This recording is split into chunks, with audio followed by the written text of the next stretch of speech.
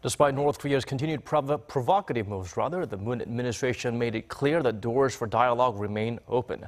But judging by its track record, Pyongyang seems highly unlikely to set the right tone or take advantage of such offers. Connie Kim tells us more.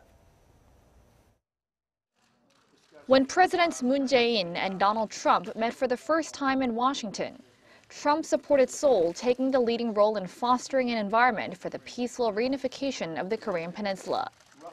But in defiance of the allies, North Korea fired a ballistic missile on Tuesday, which it claimed was its first successful test of an intercontinental ballistic missile.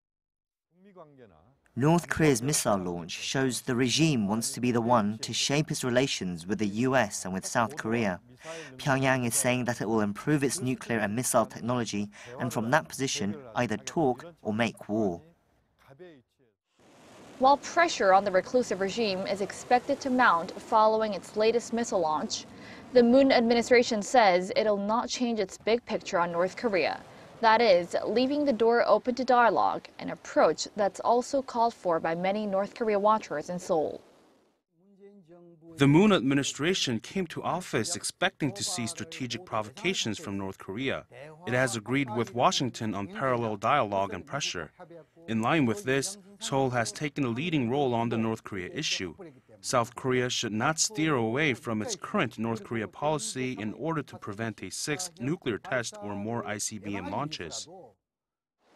Seoul's North Korea policy has changed from the previous administration, but the regime's stated goal is clear: to develop a nuclear-armed ballistic missile capable of hitting the continental U.S.